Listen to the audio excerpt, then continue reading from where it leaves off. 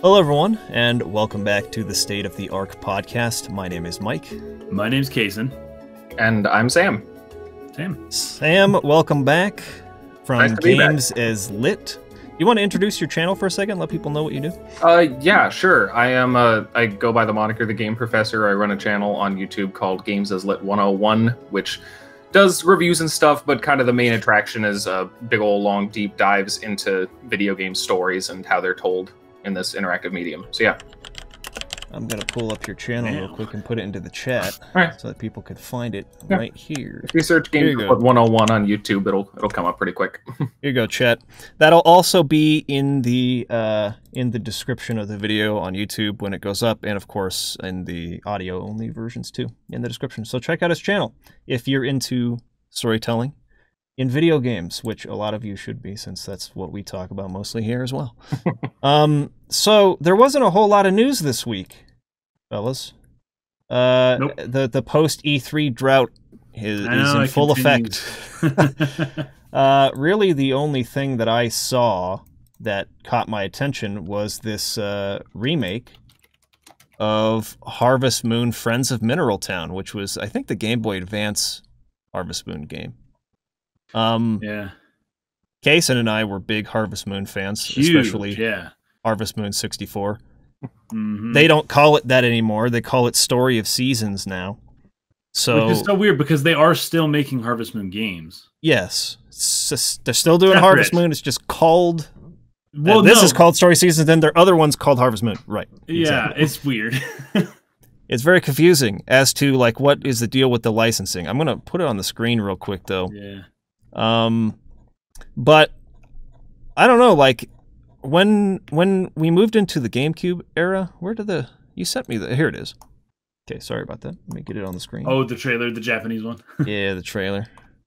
I'm gonna start playing it here. You got some live action kids petting. Skip that. Petting some animals, and then about 20 seconds in, they actually start showing the game, what it looks like. Yeah. But no, Harvest Moon 64 is like a top 10 game for me. I freaking loved it. Yeah. And I was just thinking the other day, I mean, we've been talking about it since the release of the Switch, really, whether N64 games would ever come to the Switch. But I was thinking about, like, I wonder if they've got, like, any kind of good emulator working on the Switch yet for an N64. But turns out it doesn't run very well for the most part. Because I really wanted to play Harvest Moon 64 on my Switch. I wanted to play that game really, really bad. Yeah. But anyways, I was thinking about Harvest Moon, and then I saw this this announcement for Friends of Mineral Town coming up on the Switch. I was like, oh, maybe I'll check that out. It's very I don't know. I don't know about the chibi look, though. I think I'd rather have it with the pixel art. No, I would too. Between the pixel art, yeah, I mean, I would too. But since they went 3D, I don't mind it. I really don't mind it. It's got a lot of the charm of Final Fantasy. Well, Crystal Chronicles, I guess. No, it's got a lot of the charm of the Harvest Moon 64, that 3D look. But they just pushed it a little more in the chibi direction as opposed to, you know, maybe what Harvest Moon 64 was actually looking to do. But they never really just do the pixel art stuff anymore. Like, if they just remastered it instead of remade it, I guess that would be fun. But this looks cool. I mean, I really like this. I think this will be a fun game to play. I still haven't even played, what's the indie game that's like Harvest Moon on the Switch? Stardew Valley. Stardew Valley. I think I'll play that. I should play that first. Yeah, dude, if you're looking for, like, basically Harvest Moon, but pixel art still, but modern, like, game making techniques and all that, like, there you go. That's I actually haven't played any Harvest Moon games, but I've played a lot of Stardew Valley. So that's... Dude, Stardew Valley is great. Yeah, I really need to try out the Harvest Moon series, but my wife and I will regularly, like, you know, head out to the local park and just sit down with our Switches and play Stardew Valley together. It's real nice.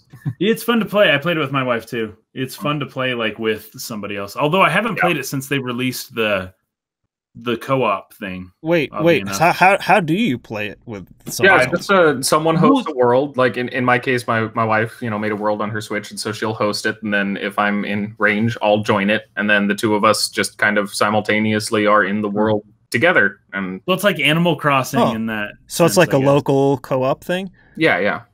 So I think it is online too. I'm not do sure. they just like visit your village, or can they like have a residence there and like?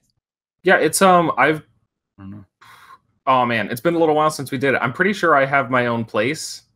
Also, though, like we're married, like in real life. Oh, so just like we can marry each other in the game. The game? Okay. Yeah. Oh, really? Yeah, that's interesting. Yeah. But of course, both of us have characters that we have crushes on in the game, so we're not doing that.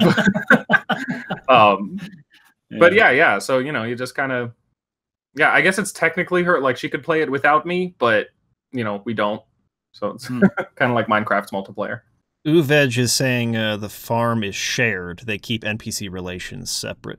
Yes. And then Bieberman saying, wasn't Harvest Moon 64 not the same as the one on the PS1? They were different games, actually. Yeah, totally different games. Which is so weird now that I think about it, that I haven't tried out that PS1 Harvest Moon game. Yeah, I wonder. I'm really interested to know what the differences are and why on earth they did that in the first place. Really, really strange idea. But anyways, anyone interested in Harvest Moon 64, if you hadn't heard, that's the Game Boy Advance Friends of Mineral Town that's being remade on the Switch. So, interesting news. Cool stuff to look forward to. Okay. Let's jump into our main topic for today. So, Sam, the reason that I wanted to bring you on is I saw this string of tweets on Twitter back on June 21st, and you probably got like 10 notifications from me liking every single thing you said all the way down the line, just like like. It was just like spot on. I was super impressed by this. Oh, well, thanks. And so I wanted to have you on last week, but I didn't get to you in time, so we delayed it by 1 week. But so I'm not going to put this part on the screen so that we can keep the guy anonymous who sent this tweet to you in the first place. Yeah. But he said essentially, don't do narrative analysis on games. He says, analysis is masturbatory and instructive. Creation is expressive and collaborative. I'm not even really sure what his point is. Make a game instead of like analyze its story. I don't really get it. Yes. I'm still trying to figure out how instructive is necessarily a bad thing. But I don't know. I mean, I'd been in a conversation with him for a little while, and his original point was that video games have done nothing worth analyzing in the first place. In terms of narrative? Yeah. Or even all of it? Yeah, like that video game storytelling is so basic that it's not worth looking at, and we should just look at the mechanics and stuff. Kind of your typical, don't find meaning in video games kind of thing. Right. Yeah. Sure. And that's kind of like the central point that I wanted to kind of address, and I'm still kind of thinking about what the title for this will be, but the title right now is "What is the value of game narrative?" Right? Mm-hmm. And so your first response to him was, I'm just going to go ahead and read through this because I thought it was really brilliant, and everyone should freaking know what you said. You said, okay, so obviously I have thoughts on this. First being, why do you follow this account if you think the entire premise of the web series it represents is useless and masturbatory? But I also have more thoughts about why this is super misguided in general. Now I'm going to scroll down a little bit to the rest of the thread and actually put it on screen so that people can read it along with us. Before GamesAsLit 101, I taught video games as literature in high school for 2 years. It was a great experience for the students, and even the teachers who were heavily skeptical eventually appreciated it. You know why? Most people don't even think about video games this way. When the class started, you would not believe the literacy of these kids, not only in terms of basic storytelling concepts. This was high school, so they'd done plenty of book reports and such by now.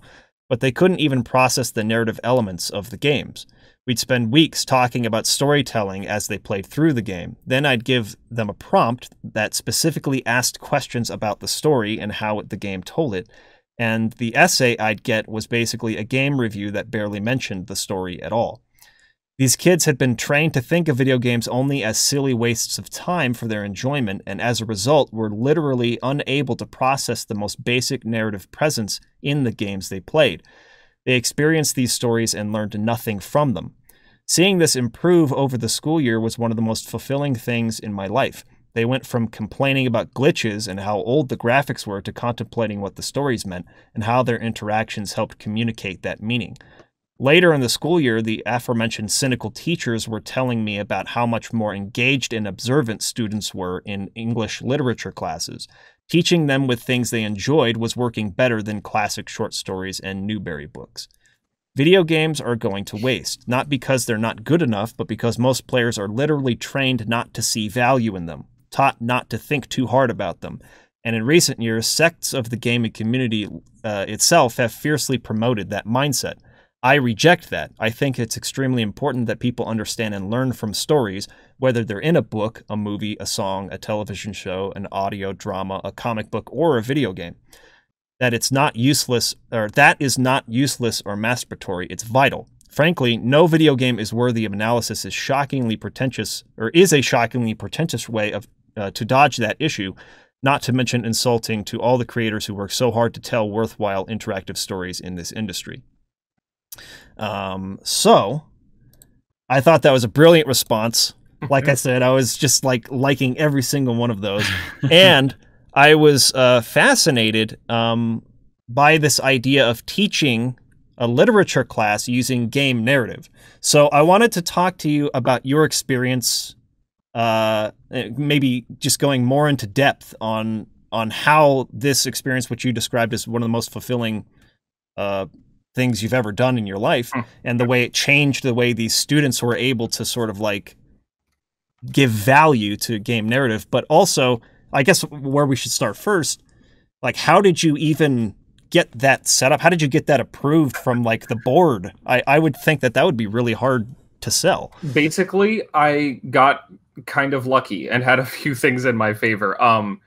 Designing a games as literature course was my senior project in college. And when I was done with college, I went back to my hometown in Northern California, where there were some charter schools, which are generally willing to take a few more risks with these sort of things and do things that they find interesting, that I had been involved in the past. That I went ahead, I got back from college. I showed them, I refined my senior project thing a little bit to make it a little more practically feasible, and then came to them and basically said, look, I can teach a few things. I can teach game design, video production, stuff like that. And there's this games as literature class that I think would be really interesting and the kids would really enjoy. And, I did not go to school for education specifically, which was, a part of why I only taught it 2 years and then wasn't able to make a career out of it. I need to go back to school for that.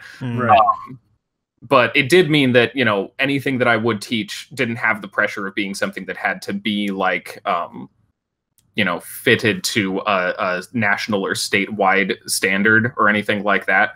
I just had to have, basically prove that I was a good enough teacher that this would actually be useful and interesting and educational.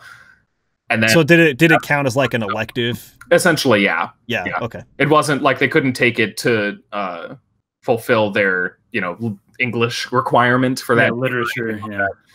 But so it was just an elective, but it was something that obviously there was a lot of interest in immediately. Lots of kids signed up, and that's actually really interesting then, because they would have been simultaneously taking their normal English class.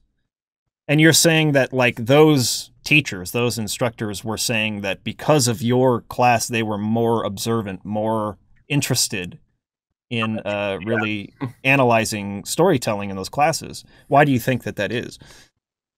Put simply, when you meet people where they're at, it tends to work better. It's hard to, like, I loved English classes as a kid. That's why I got my degree in English, but a lot of kids don't. They're not really into reading. They're not really interested in the whole process of kind of digging into something and figuring out what it's saying and why it's saying it. And, it's not for everyone. It's not something that everyone has an interest in. But by sort of moving that away from books that they may or may not have had an interest in already into video games, which, obviously the kids who signed up for this class were playing them already. it required a lot of, as the tweet storm hints at, a lot of reframing of their thinking, but it was something that they were already a little more interested in. Video games were something that they... Oh, sorry. I thought my cat was scratching at something. It's just starting to rain. Okay. Oh, you're good. Oh, nice. You're good. Hopefully that doesn't come through the mic, but we'll see. Nope, you're good so far. But yeah, I mean, the kids were they were interested in what was going on, like a little more initially invested. And so kind of bringing the concepts from literature and analysis into this world that they were already invested in, I think just kind of made it so they were a little more eager and willing to really look into it and learn about it. I got a couple questions. What kind of games did you cover in the class? Mostly games that were... The hardest thing about this on a practical level is that, you know, those like giant books that you would get like this thick that were like anthologies of American short stories or whatever. Sure. Yes, I've got a couple of those. Yeah. Those don't exist for video games. No. Yeah. So, like, it's really hard to get a library of video games that are easily accessible to the kids, that you can count on them being able to play. Yeah. Oh yeah, I'm sure that was a huge challenge. That was my follow-up question. How did you assign homework? Like, how did you ensure that these kids were participating in the games that you were talking about? Yeah, those two questions are very intrinsically linked. So essentially, when I picked the games, I chose games that were either old enough games or simple enough, like indie games and stuff, to be sure that they would be able to run on anyone's computer. I got... basically, the school, thankfully, gave me a bit of a budget. Not a lot, but a bit of a budget to acquire some games. So I got a few Steam accounts, put some of the games on there, basically told the students you're going to have access to a Windows PC, because I can't necessarily... It's a lot harder to do this when I have to make sure it's Windows and Mac compatible. Right. Oh, yeah. Too much of a limitation, at least.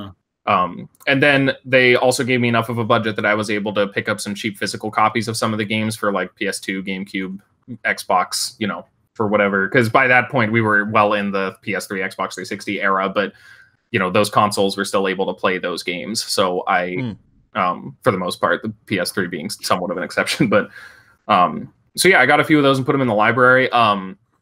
Let's see. The first game we talked about was Prince of Persia: The Sands of Time. Just because that was it's a simple enough story with an easily extracted moral that I figured was enough of like, you know, a mainstream cool action parkour game that it wouldn't be too hard for the kids to get invested in it. We played Bastion. Oh yeah, nice. Yeah, a variety of like, you know, free little art games on the. I'm forgetting which ones we played. I think we played Loved, Passage, of course. And some others. It's been a little while. I'd have to look at my notes for those. Let's see. Beyond Good and Evil. Took a bit of a look at Knights of the Old Republic to talk about Western RPGs. Sweet. JRPGs were harder because they didn't have Final Fantasy games on Steam then. So right, they didn't at that time. Yeah. So I had to improvise there. I had like a couple options, and we talked more about style and such than the details of that game, just because I couldn't really have one game accessible to everyone, unfortunately. Sure. Yeah. But yeah, we talked about a variety of games. The main thing just being that they had to be accessible enough that I could get them on Steam or on older consoles and then have them available to the kids to play. So going back to what you said a little while ago, I loved English too. That was my favorite subject in school. And I remember, I think it was sophomore year, we were going through like the Odyssey and the Iliad and the Hobbit and stuff like that. And so we were learning about the hero's journey. And one of the assignments that was given to the class was to like use all of the elements of the hero's journey basically in our own 5-page little short story that we would create.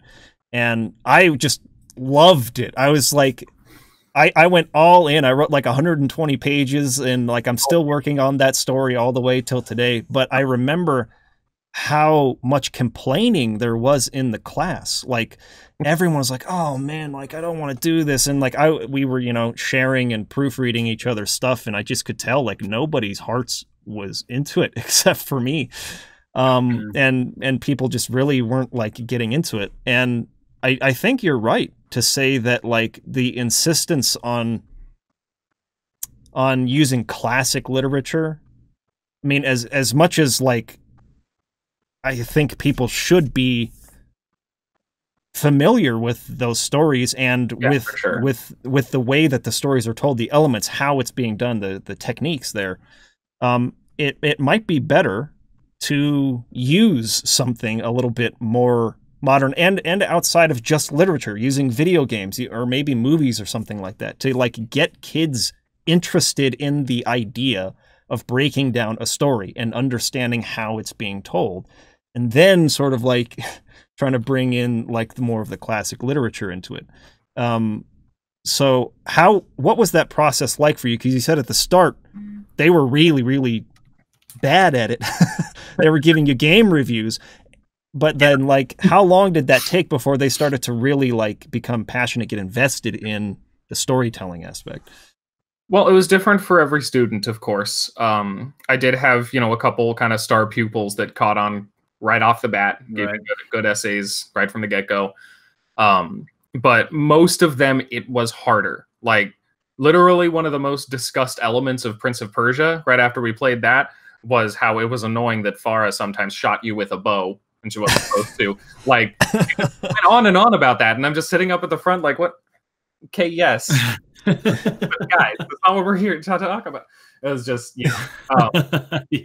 and, of course, some talk about the graphics came up, stuff like that. And that was just kind of most of it for a while. And I was surprised even then when I got the first round of essays in, because I had specific prompts. I talked about, that a prompt, for instance, I'm pretty sure for Prince of Persia was something about outlining and sort of trying to explain and understand the prince's basic character arc from, spoiled, rich, privileged brat to a more mature man. And, that's a simple enough prompt, like, but a lot of what I got, nonetheless, was not just talked about the game holistically in terms of like gameplay systems and stuff like that, like a game review would, but was structured like a game review. They would talk about, game's graphics and how good they were, and then the game's gameplay and how good it was. And they would talk about the game's story, but even then it would end on, I think this game was good and I would recommend it, something like that, which obviously isn't part of that essay prompt. That's just what it was astounding to me to realize that video game reviews are pretty much the only writing on video games that these kids had been exposed to at all. Like, that's just what they thought it all was how good is this game and why. So it was, Oh, go ahead. Finish what you're going to say. It was a bit of a shift for sure. And it did take a little while, but you go ahead and say what you're going to say. Well, I was just going to say that I was thinking back on kind of like my own experience, because we were talking about how kids are trained almost, like they've been trained to think of games as a waste of time, just something to do for entertainment, pure entertainment value, escapism, whatever. There's nothing meaningful in it. But I look back on like my experience playing video games, and that's kind of how I thought of it as a kid, as a really little kid. Because we had an NES, and I played like Tecmo Super Bowl and Super Mario Brothers 3 and Ninja Turtles and stuff like that on there. And but usually for me, it was like something I did on a rainy day. I liked to go outside, and I liked to play sports and stuff like that when I was a kid. But my mom really didn't like how much we played on the NES, so she didn't let us get the Super Nintendo. So it wasn't until the N64 or PS1 era that I kind of really got back into it again. And that's when I played Legend of Zelda Ocarina of Time, but especially Final Fantasy VII. Yeah. And I remember, like, I really enjoyed The Princess Bride and, like, Neverending Story and some other fantasy-based movies, The Dark Crystal and stuff like that growing up. They really roped me in. Like I really liked the idea of, I'd like to make something like that someday. But it wasn't until I played Final Fantasy VII where it was like I was invested like wholly in a story, like just completely obsessively driven to like find out what's happening next in the story. And it's interesting that for me was kind of where I developed this passion and this love for storytelling was with Final Fantasy VII. It came from a game first, and then it kind of moved into like Lord of the Rings a couple years after that, and I was reading novels more and getting into filmmaking and stuff like that. But it is interesting that, like, for me at least, that first happened, that fire was initially lit from a video game story.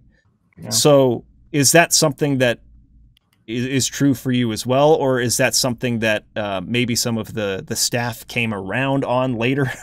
Like, because you're saying they were so skeptical at first, but that they really started accepting it at the end. What do you think had to be done to sort of break, I guess, that perception that video games are just a waste of time? Mainly, I mean, for one, I'm not sure that perception was necessarily completely broken for a lot of sure. Oh, sure. But mostly it was just seeing the results, I guess, because, I mean, yeah, there was a lot of skepticism at first. I had a parent who contacted me asking if I was going to make their kid play Grand Theft Auto. And they were like, you can't show your high schoolers PG-13 movies without a permission slip. Of course I'm not going to make Grand Theft Auto. And, you know, a bunch of teachers just didn't really understand. I had a substitute teacher come in once and basically plan something like really easy because I knew that she wouldn't be able to actually talk about video games in this way in much detail. And afterwards, she said that she had gotten confused because she thought that we were reading books about video games. Like, you didn't realize that the class was actually about video games that have stories in them. Like,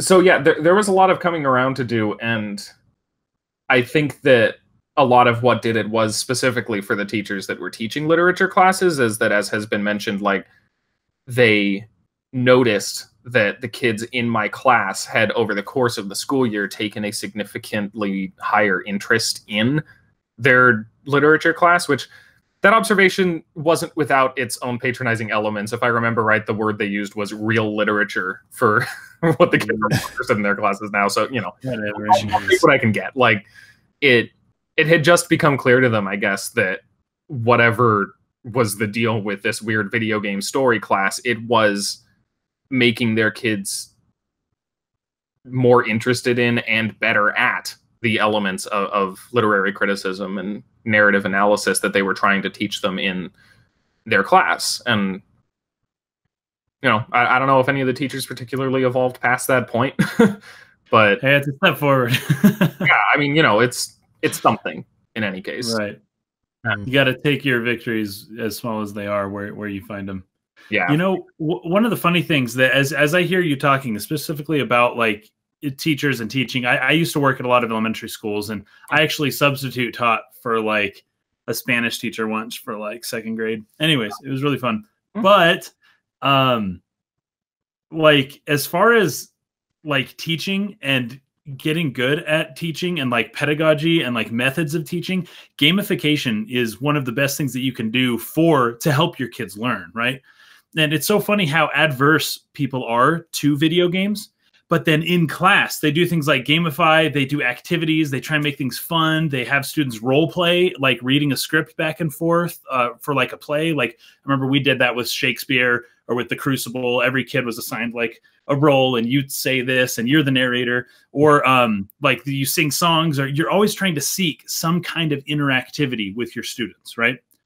Oh, but video games are stupid. You just all you do is just play games. You know, that's not. But it's like, no, that's what you're doing anyways. You're trying to gamify this stuff so that, because it's true. All teachers know this. Kids learn better when they're having fun, when they're involved, when it's interactive, when they feel like it means something to them. You know, and, like, I think people don't realize, to the extent that gamification is already used in teaching, that just playing a game isn't all that different from what they're already doing. Yeah. Yeah, for sure. I did try some elements of that in my class too. Like, not a lot, just mostly in how, like, the grading was structured, and, like, you know, a lot of it's honestly just kind of a change in how points are measured and terminology, you know. Yeah, sure. Is side quests or whatever, and, you know, you give points for completing things instead of, you know, giving them that's fun. however many points, you know, letter grades or whatever. But yeah, that was fun to do. And yeah, it's certainly, like, the fact is that video games, in order to be like, video games have to teach you how to play and how to interact with them and stuff like that, and the techniques that they use for that can be helpful in education in general. And yeah, I think a lot of people are more dismissive of that than they should be, for sure. Yeah, I think. I learned more about the rules of basketball from playing basketball games than I did actually playing basketball. Now, at some point, you do have to get out and actually play the game to figure things out. But just playing the video game, like, you can get a pretty good idea of, like, you know, that kind of stuff, of the rules of the game, you know? Yeah. What were you saying, Mike? Quick comment from Rob real quick. He said, if you tried getting them to act out Prince of Persia, you have a lot of kids falling on their faces. Yeah, well...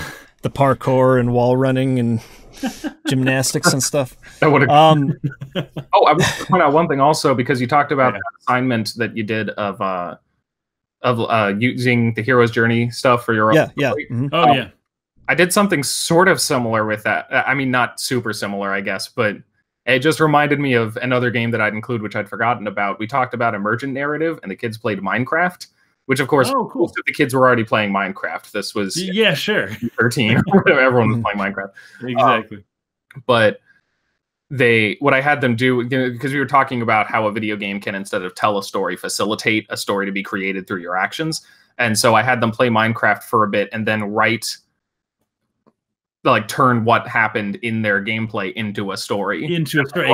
Yeah. Oh, that's a great idea. Emergent narrative is one of the great things about, like, even simple games like Pokemon Go or something like that, where it's like, yeah, there's not really a story, but there kind of is. Like, you can make your own story. You're part of the story. It's your story, you know? It's so cool. It's a very different kind of thing, and it's kind of hard to talk about in more of a, like, traditional literary sense, because it's more about creating a story that, like, emergent stories from a game will generally not have as much directed or intentional or well-produced meaning as a story that a game tells, just because that's kind of how that works. But it was still something worth looking at, especially because the class wasn't just about, you know, what does this story mean? It was about how do these games tell these stories in an interesting way that's only a thing games could do.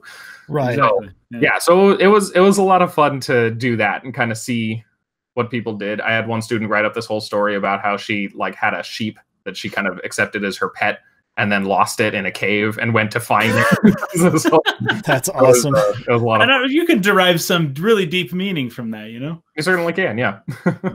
I imagine I would love to try that out for, like, Breath of the Wild or something, because there were so many times when I just got totally, like, sidetracked doing something, or even Skyrim would probably be a good one to try that with too. Where you're just like you're maybe heading this way to do something. You have, like, a waypoint maybe you're going towards, but you veer off and you just find these bandits, or you find this, like, camp over here, and then this crazy thing happens. And I think it's when we had gotten that advanced copy of Breath of the Wild, and I was kind of doing my playthrough of it, and I was exploring, and then I found that, like, troll, and he chased me, but my camera was pointed away from the cliff that I was running towards, because I was looking back behind me at the monster. You were trying to make it all, and I was trying to throw bombs and shoot stuff, and all of a sudden I fell off a cliff. I'm like, what the frick? And I, like, pull out the hang glider thing, and I'm, like, falling down, and then I, like, you know, there's just so many even cool... funnier, though. It's like out of the frying pan into the fryer kind of thing. Because after you fell down, I think you encountered a guardian in that forest. And it was the guardian or ever the seen, stone and we were giant. Like, oh, shoot. It was, like, the craziest experience I've had with emergent narrative like that, where it's just like the experience of just being there exploring, like, kind of turned into this really interesting sequence of events that, like, had an arc of its own. And anyways, that's a really cool idea, like, to have the kids write a story of their emergent gameplay and, like, turn that into I think it's a great idea. That's I wish you were awesome. teaching at my high school. I know, seriously, I would have loved that. Yeah. But real quick, going back to what Kason was saying, I think that's just, it's such a huge shame. It's not necessarily surprising, but it is a really, really, it's just too bad that games, I guess, in the media got so much attention for their violence and for the, you know, the fear of the effect that violence was going to have on kids, and whether it would make them act out more violently, and the fact that, you know, that became like a political talking point, and it got a lot of people scared. And I mean, in a lot of ways, there needed to be some form of like a rating system. So that's something good that came out of the pressure.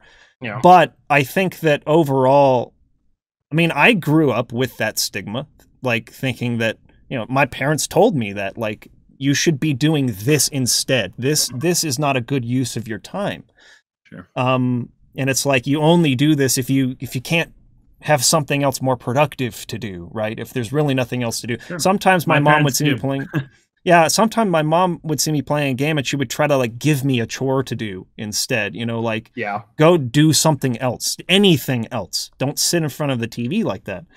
And so I grew up sort of like believing that that's all there was to it. And that's why it was such just this an amazing eye-opening experience when I played Final Fantasy VII for the first time, and when I played Ocarina of Time, although Ocarina of Time doesn't have as much of a narrative focus as Final Fantasy does, but it was just like, holy crap, like, I'm feeling something. I'm relating to these characters as if they are people. Like, this is incredible. And I think it was all the more effective because of the interactivity, because I was involved, I was learning, right?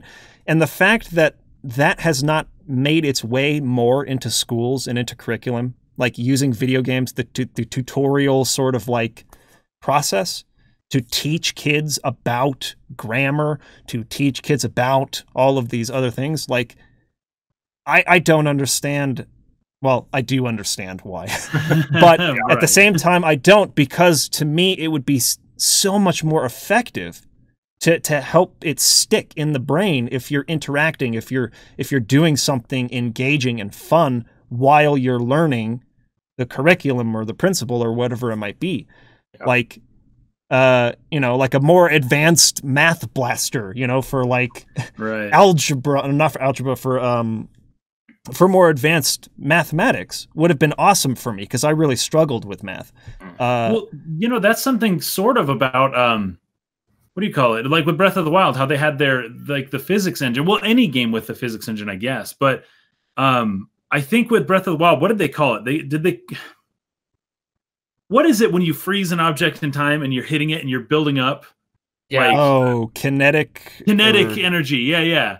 And it's like, and then it's all released all at once. And but the concept of kinetic, like, propulsion, I guess, like that game teaches it extremely well in terms of like a principle of physics, or you know, even with the, like, the magnet and all that kind of stuff.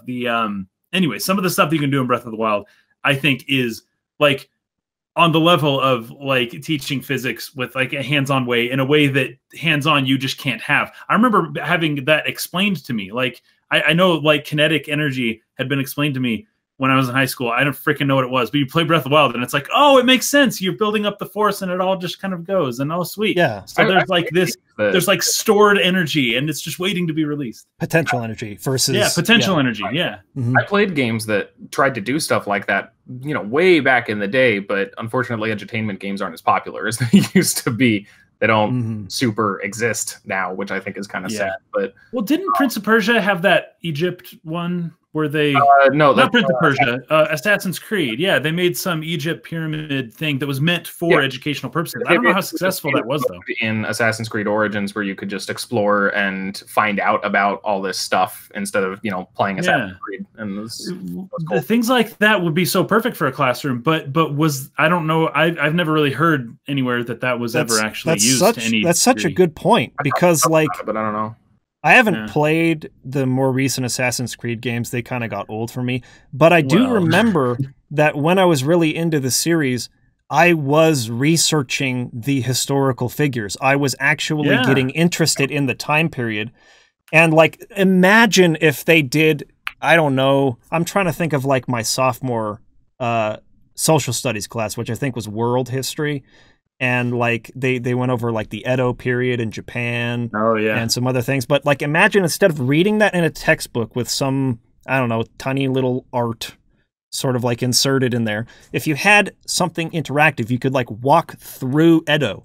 You could like walk up and speak to, you know, the emperor at the time, the shogun, you know, like stuff like that. Like that would be so much more memorable. You would care about the stuff that you're learning. And it's amazing to me that they have not, that I guess like mainstream curriculum has not seen the potential in that more. Yeah. And that they've just continually dismissed video games as being a waste of time. You know what? This is another one.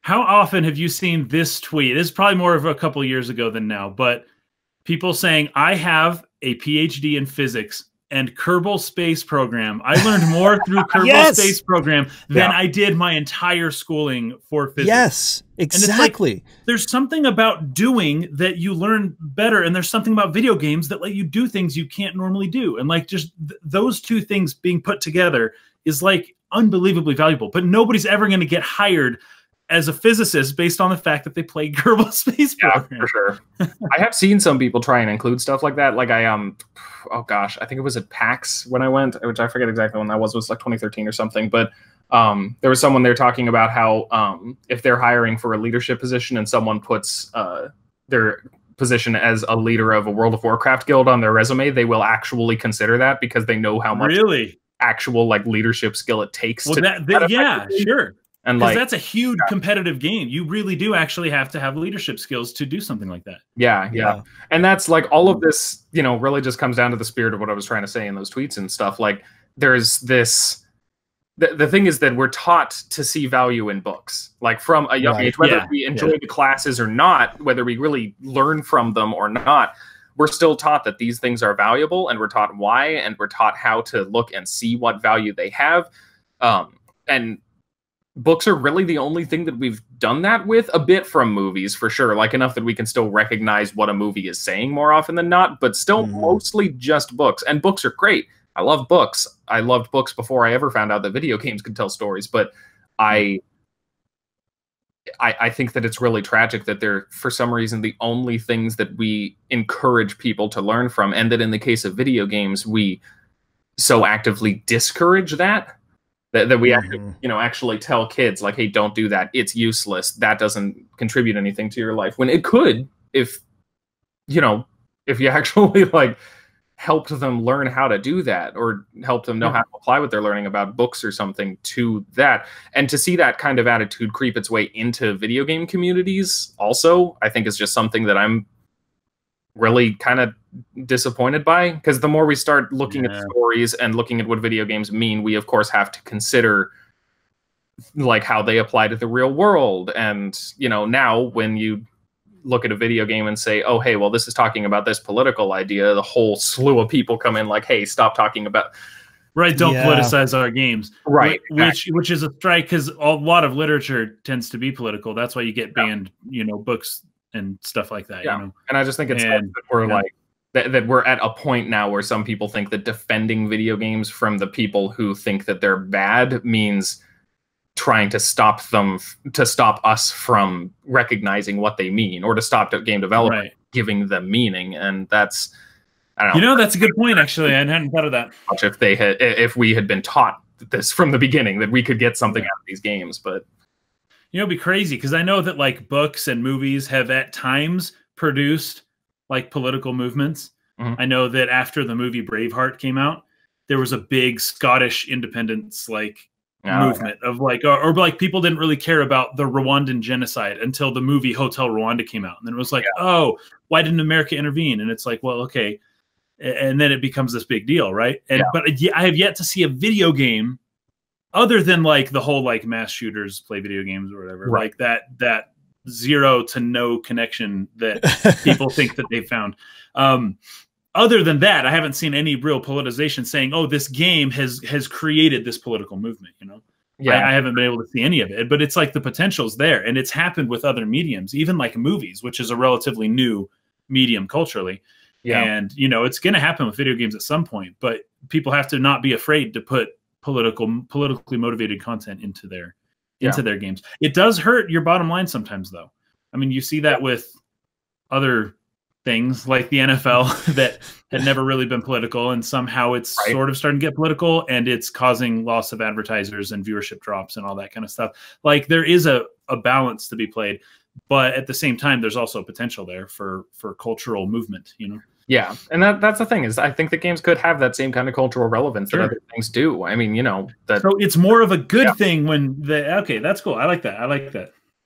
Yeah, I mean that's my thought at least. I just yeah, I don't know. As far as I'm concerned, I like all throughout my childhood was fighting for video games to be recognized as something that had value, and I'm, you know, I want that to continue being how it is, even though that does come with, you know, sometimes it does grappling with what they mean and recognizing problems that might be recurrent in them or whatever, but with the goal of making them better. Right. And, you know, I'm annoyed that a lot of people now think that the best way to defend them is just to say that they shouldn't mean anything. I remember having not realize what they're saying when they say that. Right.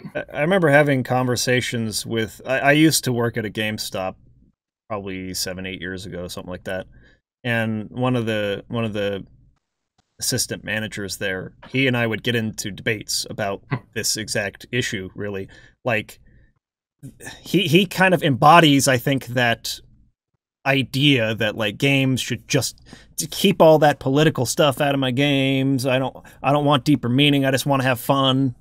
And it's like, okay, that is fine if that's what you're looking for, you know, if that's really all you just want to use it as escapism, there's no problem with that. But the idea that like they shouldn't have this in it, again, I think just misses how. And this is the reason why, for most of my life, I am like hugely passionate about storytelling, but I've spent way more time in as far as consuming stuff with games than I have with novels or with movies or with anything else. Sure. Because the interactive, there's something about that interactive element that makes it stick more for me. It makes it more meaningful. It resonates more when I feel like I'm participating than when I'm just observing. Yeah. And I think with all the stuff we've talked about how interactivity sort of like, I don't know, it just really sets fire to the learning process. And it makes you more engaged with what you're consuming. I think that there's so much potential for the stuff you guys are talking about, more so even in games. Of course, it's a young medium, it's emerging, and it's become, I mean, I think it makes more money now than the video game industry makes way more money now than the movie industry. As a whole, with all of it combined, yeah. Because there's just so many games that come out now. And like, you know, with games being in the palm of your hand and everything like that, everyone's gaming now, really, whether they think traditionally about like a controller in the hand console gaming or whatever at home. Yeah. But there's just, I think, so much more potential there for that kind of meaning that people are insisting you should only get, or you should really look for in novels or something like that, or in books. And I don't know, I just really appreciated your thoughts on that on Twitter, and it just like, I just agreed so wholeheartedly with the fact that like we need to like break through this illusion or this idea that a medium is somehow inherently I don't know, like either problematic or just like not valuable. It doesn't have merit of this kind of like it can't have the same depth or explore in unique ways, inherently unique to that medium, the same ideas that could be explored anywhere else. Yeah. So, anyways, great, super interesting stuff. So, what is the value of video game narrative? It is infinitely immeasurable. Yes, immeasurably valuable. When I had brought up Kerbal Space Program, also another game came to my mind, which is Civilization, right? Oh, like in terms of political affairs and like political science and stuff like that, international relations, Civilization is one of the greatest experiences that you could have in like figuring out and like learning how all that stuff kind of works. Yeah, that's pretty cool that way. Got an interesting comment here from Uvej. I hope I'm saying your name right. I don't think Final Fantasy VII would be as good if it avoided the ecological message, the fight against the exploitation of the earth and the people. And most people don't consider FF7 as political. I was gonna no, not at all. Also, because I absolutely look forward to the re-release, to the remake, because I don't. One of the unfortunate side effects of this whole phenomenon we've been talking about where people are kind of trained not to see value in games is that they'll play these games and like just not even see what the story is saying. They won't realize. That's true. Yeah, I think there are a lot of people who are going to come into this remake, however much they loved Final Fantasy VII, not remembering that the story starts off with you literally playing as an eco-terrorist. You're a freaking terrorist. Like a super, super late-stage dystopian capitalist nightmare in order to save the world from means of energy production that are destroying it. Like, it is highly and overtly political, and I look forward to seeing how many people won't remember that and will complain about how they've politicized Final Fantasy VII, because I think there are going to be a lot of takes like that. People are going to complain about it. They'll say, "Oh, they're pushing the global warming agenda. They're talking about environmentalism and destruction of this and that and oil." And but the truth is, it always was doing that. But here's the difference, though. Final Fantasy VII, being in a little fantasy world, it was easier to ignore that kind of stuff. It wasn't oil. It was, you know, Mako energy. It wasn't like the world wasn't getting warmer. It had this other, it was just dying, just some other weird death from some other weird thing, right? Yeah. But it was just felt removed from Earth. If that same exact story had been told, but it was set in New York City and somebody bombed a power plant, which it originally was supposed to be. Yeah, then people would be like, "What the heck? What are you doing, man? This is stupid." I think people would have noticed it more. But with Final Fantasy VII, it was a fantasy world, and it was like, yeah, you know. And it was 1997. That no politics in video games movement really only started like relatively recently. I'd say around, I want to say it really kicked off in 2014, and people who, you know, were really up on video games might recognize it. It really started around 2014. I'm noticing a lot of the politicization of a lot of this stuff happened right around there. Yeah. So it's, I think that's when Anita Sarkeesian became, and then Gamergate kind of followed around that whole Gamergate era, right? Yeah. And that's where everything kind of fractioned a little bit. Yeah, I was just, I just finished a playthrough of Final Fantasy VII, the Switch version, which I loved. I loved that I could speed up the game ×3 and master all my material way faster and turn off random encounters when I wanted to do that. Freaking loved it. As a way to replay a game you've played a bunch of times, the Switch version is amazing. For sure. But one of my favorite little like subtle themes that they played on was that wrestling that the main characters did, especially later in the game, with what they did at the beginning. When like Kate Sith just like calls out Barrett directly, like, do you have any idea how many people died because of what you did? Well, maybe that's why nobody noticed it, though. And it seems like the remake is going to change that up a bit. The remake looks like they're going to address what they're doing and how they're killing people like right away at the beginning. And that may call attention more than it did in the original game. They've really made a point in the trailers they've showed so far to like have the characters like uncertain about it. Tifa's really struggling, like, I don't know if this is the right way to do it. And the Avalanche members did we do that? And Barrett trying to like distract him, like nothing can get done without sacrifice, you know. I think they are really going to play that up a bit more, which I'm excited for. I hope that they again don't hit us on the nose with a sledgehammer with it. I would like it to be more of a subtle part of the story like it originally was, but definitely more stated, because I do think a lot of people missed it, like you guys are saying. Exactly. Yeah. To the game's benefit, probably. Most people missed the political message. You know that there are games from back then that had extremely overt political messages that people either missed or didn't care about, like Metal Gear Solid as an example. Metal Gear Solid has multiple long monologues about like war and government exploitation of soldiers and nuclear bombs and like all sorts of things like that. And yet there, you know, not only did no one really complain about it back then, there are people now who will insist that Hideo Kojima's work is not political, which is an extra level of media illiteracy, I think, to claim that, but I don't know. All right. Well, good stuff. Let's move real quickly into, we have 3 questions from our audience today. We'll go over these and then we'll wrap up. The first one comes from Dude McGuy. He says, of all the games that you've reviewed or analyzed on your channels, which of them do you think would be improved the most? Which game would be improved the most, not review, if it had a remaster that included a rewrite or a new localization of the original script? You have one that comes to your mind? We just talked about, new localization, I see. But we just talked about Final Fantasy VII Remake drawing more attention to the political aspects. Sure, yeah. That's one I thing. think Final Fantasy VII would benefit from that for sure, but I feel like there are more, and for that matter, I guess the question was about stuff I've gone over. The ones that we've done ourselves, Yeah, true. Okay, for one, I think the obvious answer to that would be Metroid Other M, because I did do a video about that, and that would benefit from a general rewrite and redo of everything. It was awful, but on a more serious, actual, like, note of benefit, probably Legend of Dragoon. It was...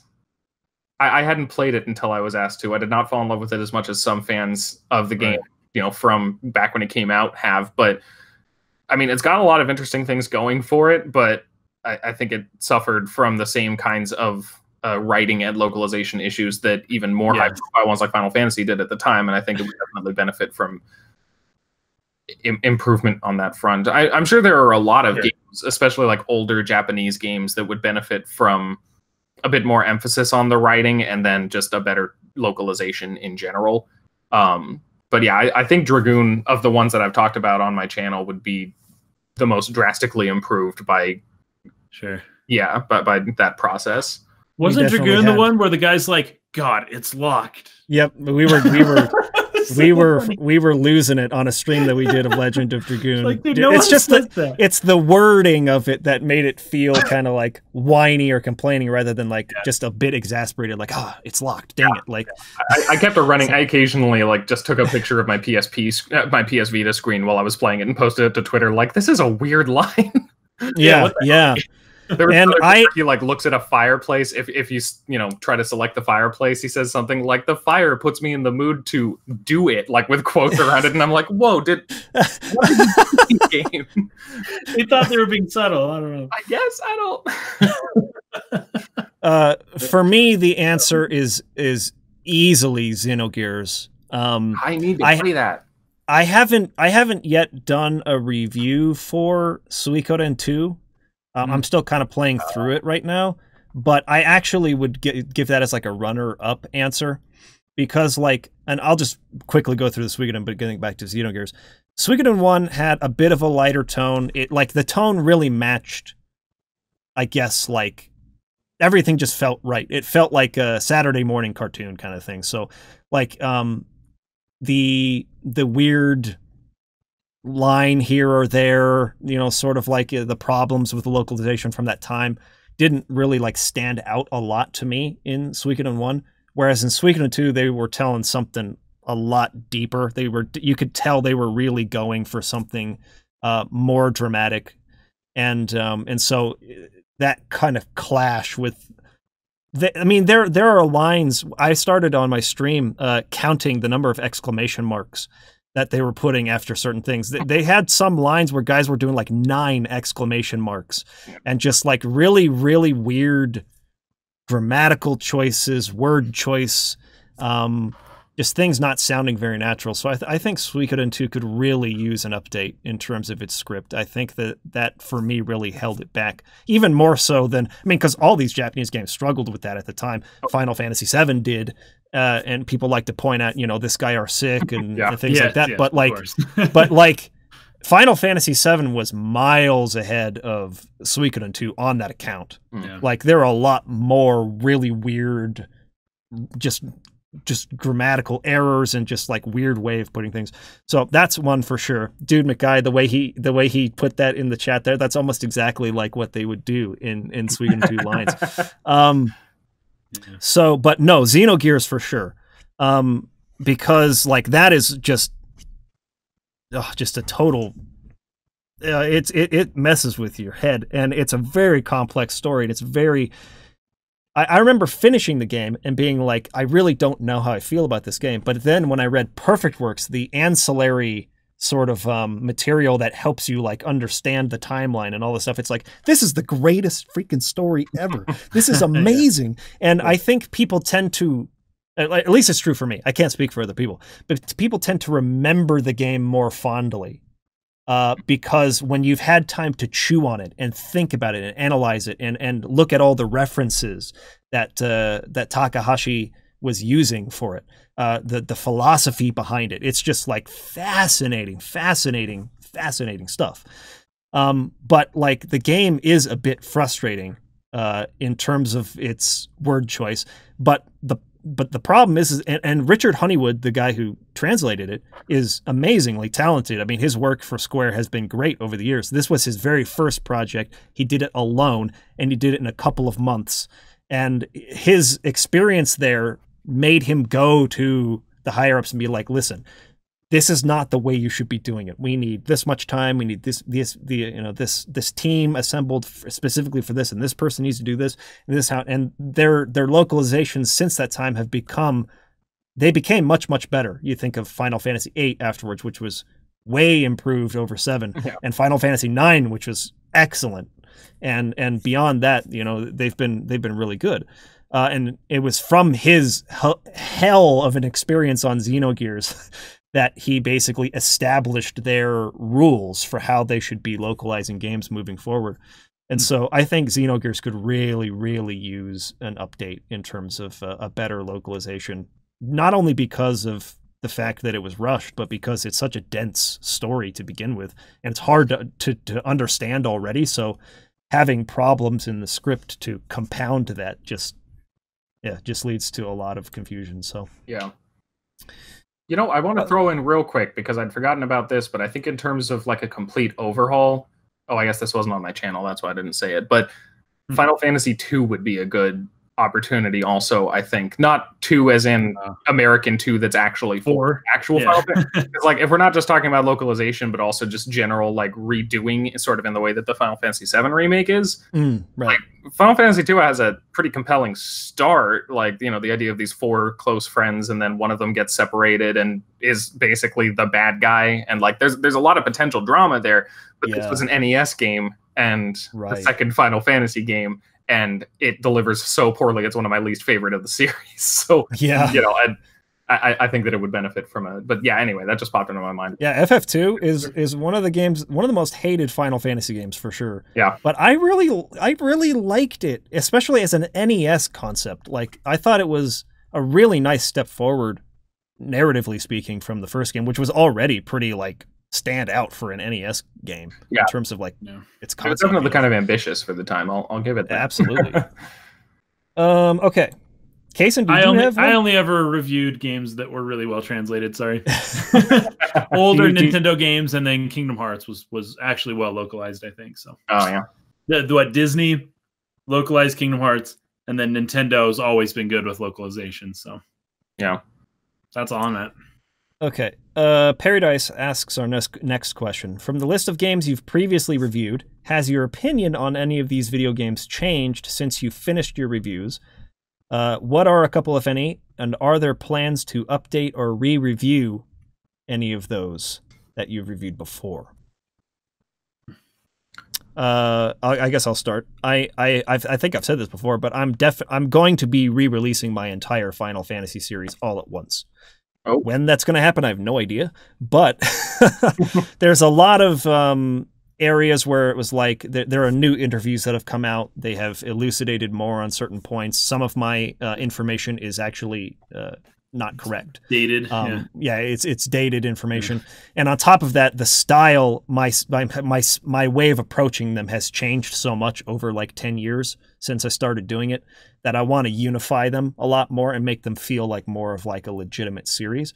So I do have plans to kind of do over the entire Final Fantasy series and release it all basically within like a couple weeks, just day after day. So I've already rewritten the first retrospective for Final Fantasy 1. So I'm kind of just slowly chipping at it, but hoping also to do some review or some interviews myself with some of those developers to get clarification on certain points that I've always been frustrated that there isn't quite like any info on. So if I can make that happen, hopefully they'll remember some of those details. But anyways, that's it for me. I just looked through my list of things that I've analyzed just to double check, and I'm not sure that there are any on which my opinion has changed greatly, at least in terms of my big analysis videos. There are a couple times that I that you know, I wish I had done something better or said something more clearly. And a couple times I have actually corrected that. Like I misrepresented an element of objectivism in my BioShock analysis, which of course was an easy opportunity for people to jump in and say I had no idea what I was talking about. But sure. You know, so That's I later made a video and was like, hey, I said this wrong. And, you know, honestly, I still stick to what I said on like a practical level, but I had said that objectivism was like against charity, which isn't technically accurate, but I still would argue is the logical conclusion of Ayn Rand's whole philosophy. But you know, that whole thing, I had to go back and kind of be like, hey, I messed that up. Here's what I meant or what I should have said or whatever. But honestly, like in practice it is, but it's not necessarily. Right. Yeah. It's, you know, a lot of these philosophies and worldviews work a little differently practically than they do conceptually. And that's exactly how that works. But, you know, people are going to disagree on that, and that's fine. But yeah, no, it's mostly things like that. Things that I, you know, later on was like, oh, I wish, or like, I wish that I had put a little more effort into deciphering the ending of The Last of Us, because I didn't, I don't think I quite did my due diligence on that one. So like, you know, things like that, but not really things where I would say I've changed my view of the games necessarily. Yeah, I have replayed a few of the games in the Final Fantasy series for the purpose of like looking at them again to remake reviews stuff. And my opinion on 8 changes every time I play it. I just seem to like it a little more every time. Know, it's true. That game slowly grows on you. It's kind of funny. I actually like it too. That's one of the things I actually still haven't played. Oh, really? Oh, you got to. It's yeah, a lot of people trash on it, but it's actually a pretty good game. Yeah, my wife and I are currently making our way through 9, which is the first time I've played 9. There you go. Hey, that's a good one. After that, we're probably going to do 7 because she's never finished 7, and I kind of have a ticking deadline for March 2020 to maybe try and put together an analysis video for that. But yeah, 7, yeah, and that's a lot of work. So I don't even know if but yeah, then we're gonna play 8. So I'm looking forward to that. Cool. Yeah, I don't know. I really hated it the first time. I just like I pretty much was on board with all the big detractors, and I've replayed it I think probably 4 times, and it's like every time I just like, you know, my opinion on that particular part has softened a bit. I don't love it still, but like I don't hate it. And then the next time it's like, well, when you think about it that way, maybe it's kind of a good idea. So anyways, my opinion on 8 is always changing. My opinion on 5 radically changed between the first and second time. It went from a hate to a love, like almost immediately on a second playthrough. So I need to finish 5, but I think the soundtrack doesn't get enough love. Its soundtrack is really so good. The soundtrack's so good on 5. So good. Yeah. Anyways. Okay. All right. Last question comes from Tom W. What are some storytelling methods inherent to video games that you think deserve more attention or are a little bit unexplored or maybe not explored at all? This is a tougher question. I was kind of having a hard time thinking of something. The moment you asked me. What's that? I actually had an answer to it the moment. Oh, perfect. I said it personally, because I think about this stuff all the time. And perfect. I have, like, favorite pet storytelling, interactive storytelling things that I love. Yeah. But go for it, because I want to hear what you have to say. Okay, my personal favorite, and I don't know if it's underutilized necessarily. It shows up a good deal, but it doesn't get talked about or valued as much, I don't think, is there's not really a term for it necessarily. I'm a big fan of the ways that interactivity makes the storytelling more powerful when that interactivity has nothing to do with actually changing the story. People talk all the time about how, you know, getting multiple endings or changing how the story turns out is the most powerful, important thing. And I think there are a lot of ways that video games invest you in the story that have nothing to do with letting you change anything. One of the more obvious ways of doing this is putting you in a situation where you can't succeed, but not telling you that. Not in the way of necessarily of like the boss you can't fantasy, but like the ending of Halo Reach or Shadow of the Colossus or Final Fantasy VII Crisis Core scenarios where it lets you try even though you can't. And by that point in the story, it's a very emotional, I don't want to like spoil these games, but it's a very emotionally charged experience by that point. And the realization that you're not going to be able to succeed at this can be an incredibly powerful thing in a way that wouldn't have been if you had just watched the character do this. Similarly, there are things like one of my favorite things that The Last of Us did, because that one's one that people often talk about as basically like a movie in terms of how it tells the story. It is very cinematic, has a lot of cutscenes, but it also did this thing where as a player, you sort of inherently connect with the person you're playing in a way that sort of makes you feel like you're inhabiting them as a character. And The Last of Us was essentially took advantage of that with Joel as a protagonist. Because of course that effect was going to develop, but the game did take, it has that sequence where you play as Ellie and stuff like that. It goes through a lot of points to basically say, look, like, you're not Joel. Joel is himself. Joel is going to make his own decisions. And then at the end of the game, it basically says, look, see, he's going to do this. And whether you think it's the right thing or not, you're going to have to make him because you're the player.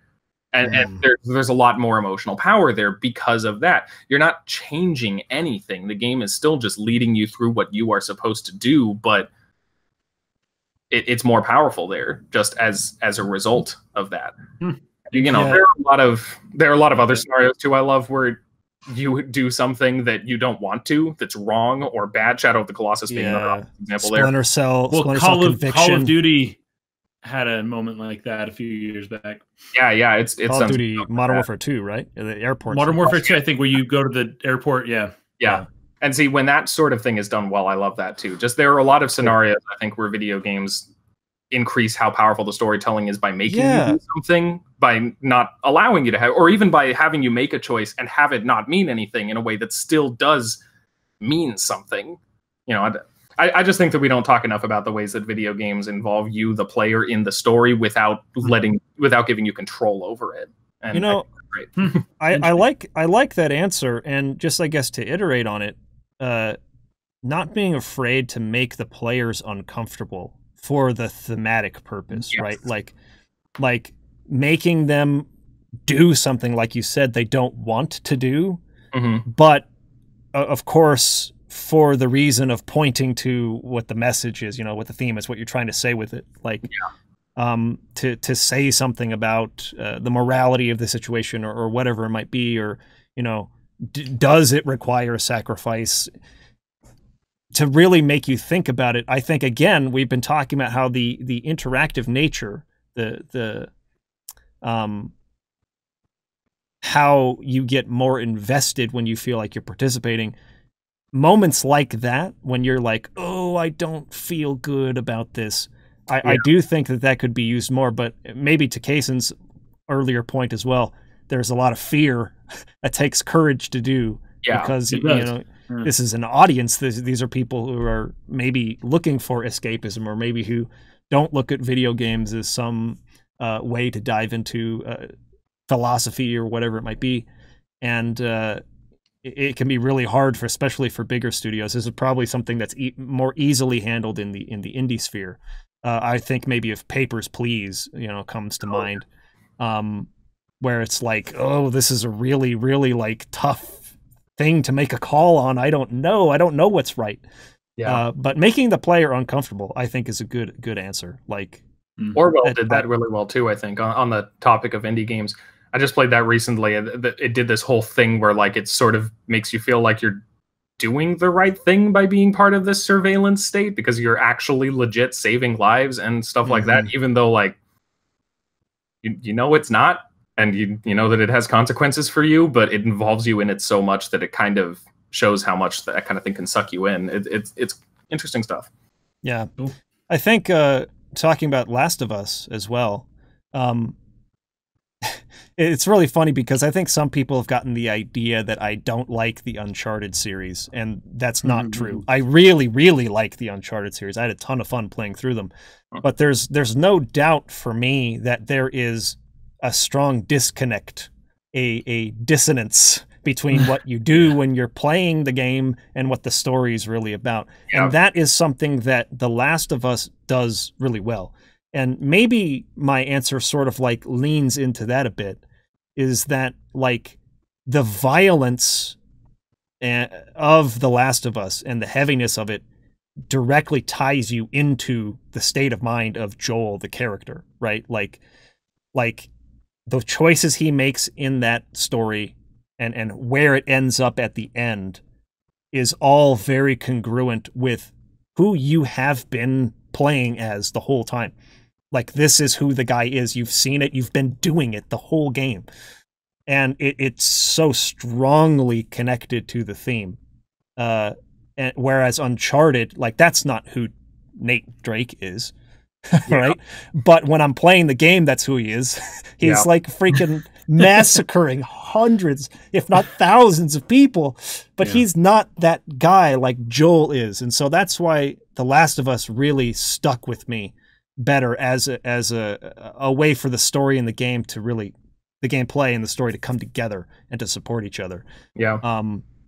So I like that example a lot. It was interesting too to play Uncharted 4 and how obvious it was that the studio had made The Last of Us in between Uncharted 3. Yeah. Like, there's a big difference in how Uncharted 3 and Uncharted 4 unfold, and I think a lot of it's because of the experience they had making The Last of Us. Sure. Yeah, definitely. Xenochad's bringing up Nier Automata as a good example. Man, I think that I agree with that one for sure. I'm not going to spoil that ending because it's too powerful and too good, but yeah, no, it's oof. It's a really good example. Looking like Chocolate Rob makes Metal Gear Solid 3 ending reference as well too, with how the character's involved with something that's inevitably going to happen, but you have to be the one to do it. Yeah, Metal Gear in general, Metal Gear Solid has a lot of those really neat, not changing the story, but still like deeply interactive storytelling moments. Yeah, so, good stuff. Metal Gear Solid 3 is definitely my favorite in the series, and that moment is really good that Rob's bringing up. Do you have any, Kason, that you thought of? Geez. So, storytelling methods, I don't really. I gotta say that there's a big difference between like storytelling in general and then storytelling methods. And I've always said that I really like Breath of the Wild storytelling methods. I don't love the story that it's telling, but the method is incredibly unique and it's actually very good. And it's a different method than you've seen elsewhere. But it does rely on a lot of what we talked about before, which is emergent storytelling. Storytelling stuff. Yeah. Kind of like there's elements there. You got to find them. And however you find them lends to the depth of the story, I guess. But, there's not a ton of story to find. But in finding it, the method of storytelling is actually, I think, very unique. And I think it's very good. So I would say something like that, but that's not necessarily unexplored because emergent storytelling is in a way, a lot of games rely on that. In a way, I think it might be though, because I was actually thinking while you guys were talking a little bit, what if I have no idea how you would do this because I'm not a developer or programmer or anything like that, or I don't even know how possible it is. Maybe this would be a good question for Emily, who we had on about the AI and the strides they're having with AI and stuff. But what if the game could track some of those emergent elements, like things that you uniquely did, and then have NPCs reference that somehow? Yeah, that would be crazy. That would be cool. Like, what if somebody saw me fall off that cliff and hang glide down and fight a guardian in the ravine and climb out and was like, "Oh, you had a rough time back there. I see." Like that was a conversation starter, or they had been watching me or something. That's something that I think is unexplored. I don't know. I don't have any idea how possible it is. But procedurally generated story. That I don't know. That would be difficult, but maybe at some point possible. Uvej is saying, you mean like Telltale games, but actually doing the remembering and not just saying they will? I haven't played Telltale games, so I don't know if that's a controversy surrounding their stuff. But sort of, but more like, I mean, sort of, I guess, but it seems like you'd want to do more because you're talking more about procedurally generated narrative, whereas Telltale Games is a lot more about just indicating that the decision you made is important and sometimes will have an effect on something later, which, that's also another one of my, like, my Walking Dead analysis. Telltale's Walking Dead is a whole lot of me basically saying, look, just because this choice doesn't change how the ending happens doesn't mean it's meaningless. These choices still matter, so that's the big thing on me. But yeah, you'd have to make it a little more progressively generated than those games are to do more of what you're talking about. So Couple of good comments here. First one from Wise Man Matos, bringing up Final Fantasy VII, a really great example of what you were talking about, where spoilers, I guess, if you haven't played Final Fantasy VII. Who hasn't played Final Fantasy VII on this channel? But in the moment where Cloud nearly stabs Aerith, nothing the player can do to change the outcome. You can try all kinds of different buttons. I was actually doing this on my last playthrough. I was trying the D-pad. I was trying all the, and like everything you do, he's like struggling against it, but he keeps raising the sword up, and like you cannot change the outcome. So that's actually a really good example of what you were talking about earlier. Yeah, usually I think of that and the scene in Andrew Ryan's office in BioShock as the examples of that particular thing. Like sometimes taking control away from you at just the right moment can be way more powerful than giving you all the control you can have. Right, and especially when it's interactive like that, like the character has lost control. He's not able to control, and you also aren't. So you feel the connection with the character, right? It eliminates a little bit of that power fantasy as well. Yeah, like your character, you're basically godlike at this point. You've got all the materia, you can do anything in the world. But wait, why can't you do this thing? Like, what's going on here? Why can't you stop yourself from just like beating Eris in the crater left by the black materia or whatever? You know, it's like you're controlling. I think the kid subconscious version running around like, no, stop, but like he just runs up there and like starts taking her out. It's crazy. And then Chocolate Rob, a nice joke here. What if someone saw you go to the Cloud District lately? That's a Skyrim reference. The guy who asks if you've been to the Cloud District every single time you step through the door of the freaking village. Good stuff. Sneaky says you can't procedurally generate a story. You would have to think of every possible scenario and develop everything around it. It's basically impossible. Yeah. We have a podcast you should listen to with a guest we had about 6 months ago. So you'd have to find it on not on the archive channel, but on the Resonant Arc main channel, and go to the playlists. I think it was podcast number 101, and our guest was Emily, and she talked about the leaps that are being made especially with what she's doing with her company. Yeah, with it's computer learning. Basically, you harness the power of computer learning to generate a story that changes every time. The NPCs can respond to your input realistically. So apparently she's been on a team that's actually already made a couple games before. We haven't played them yet, but they kind of use some of this. They're indie 16-bit games, but still. Go check out that podcast, because I think that would be the vein in which you'd have to go in terms of the game, like keeping track of what you did and then like generating a response from someone based on that. And of course there'd be limits to it. You'd want to eventually sort of like shoehorn it back into sort of like the main written narrative, because we talked about a balance between what the writers actually write versus what the computer is coming up with in response to you. It could generate a freaking insane story. Where the boundaries are. Like, what is happening? And how the AI or how the computer can sort of like pull you back again, rope you back into more of the written content, right? It's a fascinating discussion we had with her, so definitely check that out. Even without all the advanced AI stuff, like it would still be directed to some degree, obviously. But if you're talking about people in the world of Breath of the Wild acknowledging that crazy thing that happened to you, that wouldn't necessarily. I mean, that's the kind of thing that happens when Overwatch shows you a play of the game. Like the game is just constantly watching for things that are happening. That's true. That have a certain effect. There's simpler ways to put it in. Yeah, so like if you had something sort of like that could recognize certain impressive things you did, and then have it so that we'll put this line of dialogue into this NPC's mouth now because they recognize that happened, or like this story of this cool thing you did is spreading through. You could do stuff like that even now. It would be hard work, and it wouldn't be a completely procedurally generated story, obviously, but it would be possible.